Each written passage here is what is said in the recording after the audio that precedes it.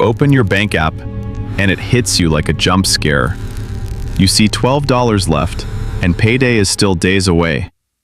Your stomach drops, and your brain starts doing panic math, gas, groceries, and some bill you forgot is on autopay. Stop right there. You are not bad with money. You are not lazy. You are not broken. You are stuck in a system with high fixed costs, sneaky autopays, and no breathing room. And today you are going to get a way out. Not with motivation, not with guilt, with a system. In the next 10 minutes, you will find what is quietly draining your money every month. In the next day, you will free up real cash without doing anything extreme. And within a month, you will build a buffer so payday stops feeling like oxygen. And no, this is not about cutting one coffee. Living paycheck to paycheck usually comes from three monsters: housing creep, the car trap, and invisible bills. You do not need willpower, you need a map. Open your banking app, go to transactions, set it to the last 30 days, and do the most painful 10-minute exercise. Search for the words subscription, delivery, and fee. This is the money leak audit. Because paycheck to paycheck is not always one big explosion, it is usually a slow leak. A small monthly charge here, a random service fee there, a delivery order that quietly doubles the cost, another app you thought you canceled. Your brain looks at each one and says, it is small. That is how it wins. But when you add it up, it is not small. It is often 100 or 200 or 300 a month. And that is the difference between panic and control. Now here is where most people fail. They cancel a couple things, feel great for a week, and then next month, they are broke again. Why? Because cutting is not a system. Cutting is just cutting. The real issue is your money has no job. It sits in one pile, and every company on earth is built to siphon it away, before you notice. So from now on, you will split every paycheck into 3 buckets. Bucket 1, survive, bills and minimum life, rent, utilities, minimum debt payments, basic food, gas. Bucket 2, shield, your buffer that prevents panic. Bucket 3, build, debt payoff, savings, investing, the stuff that moves you forward. Here is the difference between people who stay paycheck to paycheck and people who escape. Paycheck to paycheck people let money sit and hope it lasts. People who escape give every dollar a job first. Let this feel real. Say your take-home pay is $2,800 a month. Survive might be $2,300, shield $200, build $300. Is that a lot? No. But it is not zero, and zero is what keeps you trapped. Because the goal right now is not to become rich. The goal is to stop being fragile. Now you build your shield, and you build it in the least dramatic way possible. You need a panic shield of 1,000. Not a huge emergency fund yet. Just 1,000 that stops small disasters from becoming long-term debt. This is how people get stuck.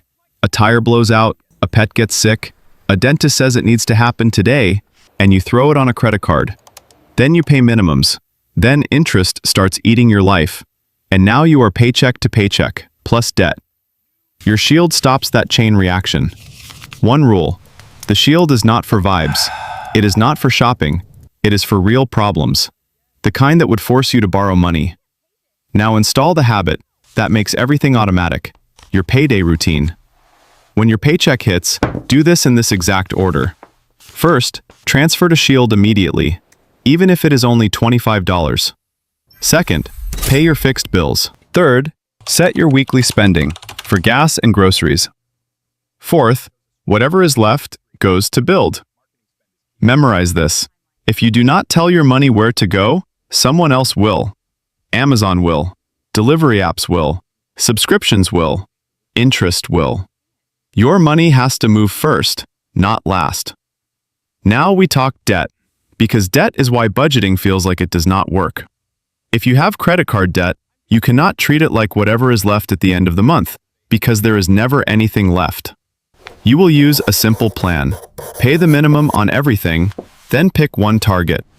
You can choose the highest interest first if you want the math win, or choose the smallest balance first if you want momentum. Pick the one you will actually stick to.